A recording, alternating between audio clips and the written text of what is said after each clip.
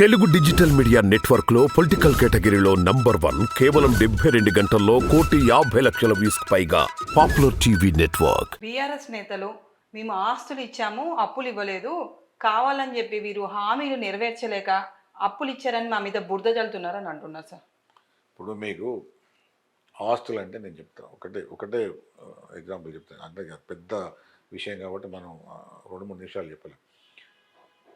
ఇప్పుడు కాళేశ్వరం ఆస్తే అప్ప ఏమనుకోవాలి. నేను ఇక్కడ మీ పాపులర్ టీవీ నుంచి బీఆర్ఎస్ వాళ్ళని అడుగుతున్నాను. ఇప్పుడు కాళేశ్వరం ప్రాజెక్టు దాదాపుగా ఎంత తక్కువ లెక్క పెట్టినా కూడా 1,00,000 కోట్ల రూపాయల వ్యయం జరిగింది. ఇప్పుడు అది అసలు వాళ్ళ ప్రభుత్వం ఉన్నప్పుడే నీళ్ళని వదిలిపెట్టారు, ఏదో ఎంక్వైరీ అన్నారు. దాని ఆ ప్రాజెక్టు మీకు ఇవ్వలేని కూడా ఆఖరి మీడియాను ప్రజాప్రతినిధులను కూడా పోకుండా కూడా కట్టడి చేసి దాన్ని దాచగలిగాను. సరే ఇప్పుడు ప్రభుత్వం మారింది కాబట్టి పోయిండ్రు. మొన్న 4 మంత్రులు పోయిన దాని మీద ఎంక్వైరీ చేశారు. ఇప్పుడు జ్యుడిషియల్ ఎంక్వైరీ ఇస్తున్నారు. ఇప్పుడు నేను ఒకటే అడుగుతున్నా, మీరు ఆస్తులు పెంచారు అని మీరు చెప్తున్నారు కదా. ఇప్పుడు ఈ కాళేశ్వరం ప్రాజెక్ట్ అనేది అది ఆస్థ, నిరర్థకమైన ఆస్థ, అది ఎందుకు పనికిరాని ఒక వ్యవస్థ. దాని అప్పు 1,00,000 కోట్ల రూపాయలు. ఇప్పుడు ప్రతి సంవత్సరం 12,000 దాదాపు 12,000 కోట్ల రూపాయలు ఈఎంఐ దాదాపు దాదాపు 20 సంవత్సరాల వరకు కడుతూనే పోవాలి. ఇప్పటి నుంచి దాదాపు ప్రతి సంవత్సరం 12,000 కోట్లు కట్టాలి. దాన్ని అది అప్పు అంటారా ఆస్తి అంటారా? మరి ఆ ప్రాజెక్టు మీద నీకు ఎంత సంపద పోగైంది చెప్పాలి వాళ్ళు. 1,00,000 కోట్ల రూపాయలతోని మేము కాళేశ్వరం ప్రాజెక్ట్ కట్టినాం. ఆ 1,00,000 కోట్ల వలన అందులో అప్పు ఉన్నది, బాగానే 60,000 కోట్ల అప్పు ఉన్నది. తర్వాత ఈఎంఐల రూపకంగా 12,000 కట్టాలి. మన రాష్ట్ర ఖజానా నుంచి కూడా కొంత ఖర్చు అయింది. 1,00,000 కోట్ల రూపాయలు ఖర్చు పెట్టిన ప్రాజెక్టు నుంచి వెళ్ళి తెలంగాణ రాష్ట్రంలో ఎన్ని ఆస్తులు వచ్చినాయి పెద్దగా మనకు బాగా ఎక్కర్లేదు. అప్పు కనబడుతుంది 60,000 కోట్ల పైన. ప్రభుత్వం తన బడ్జెట్లో కొంత పెట్టింది.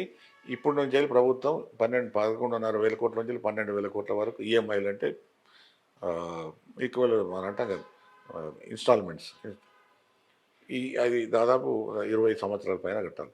అంటే వాళ్ళు ఏమంటారు అంటే మేడిగడ్డ వద్ద కొంచెమే కదా కుంగింది, మిగతా కాళేశ్వరం ప్రాజెక్ట్ మొత్తం యూజ్ అవుతుంది అని చెప్తున్నారు.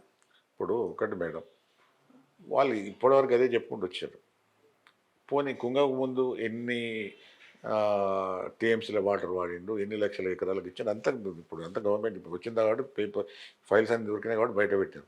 వాళ్ళు మొన్న చెప్పారు కదా 1,00,000 నుంచి 2,00,000 ఎకరాలకు కూడా బాగాలేదు కాళేశ్వరం నీళ్ళు. ఇంతవరకు 1,00,000 కోట్లు పెడితే 1,00,000 ఎకరాలు అన్నారు వాళ్ళు. 1,00,000 ఎకరాలు కాకుండా 3-4 లక్షల ఎకరాలు నీళ్ళు వచ్చి ఉండొచ్చు. కాబట్టి నేను ఒకటే ఇప్పుడు కూడా నేను చాలామందికి నేను ఛాలెంజ్ చేసి బీఆర్ఎస్ నాయకులు ఎక్కడ ఏ ప్రజా వేదికలు పెట్టి కానీ లేకపోతే ఎక్కడ ప్రెస్ క్లబ్లలో కానీ ఎక్కడ ఎటువంటి పెద్ద చర్చలు పెట్టినప్పుడు కూడా ఒకటే విషయం చెప్పాలి వాళ్ళు.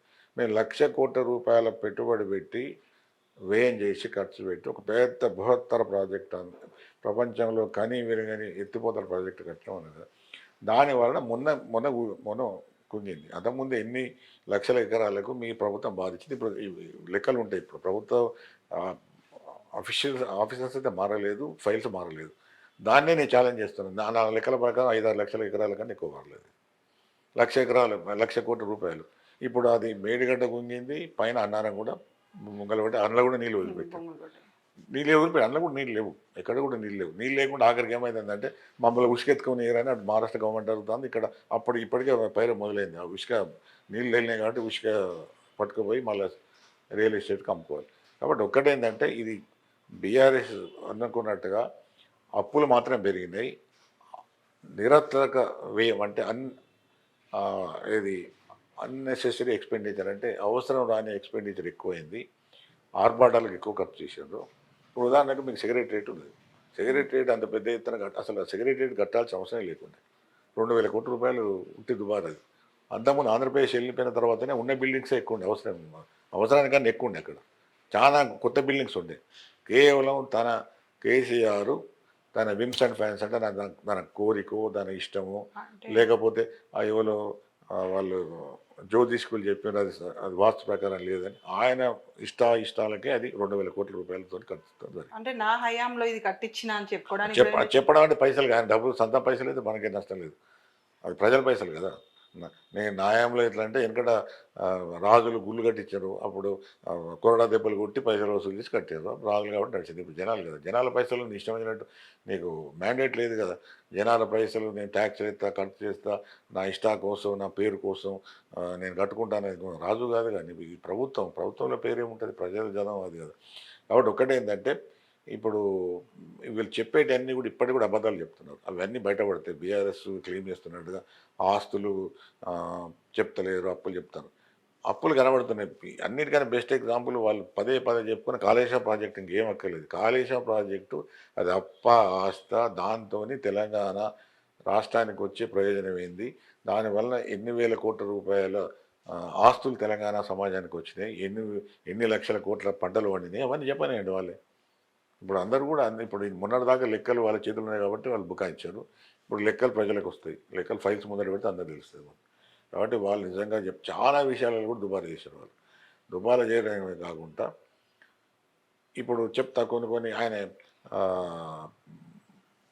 పెద్ద ఎత్తున ఈ అన్యూటిలైజ్ ఎక్స్పెండిచర్ చేసి చాలా విషయాలలో కూడా అభివృద్ధి మీద చేయకపోవడం వలన ఇవాళ ఆస్తులు, అప్పులు పెరిగినాయి కానీ ఆస్తులు అనుకున్నట్టుగా పెరగలేదు. కాబట్టి ఇవాళ ఆదాయం పెరుగుతలేదు, కాబట్టి రాష్ట్ర ప్రభుత్వానికి ఆదాయం సమస్య వస్తున్నది.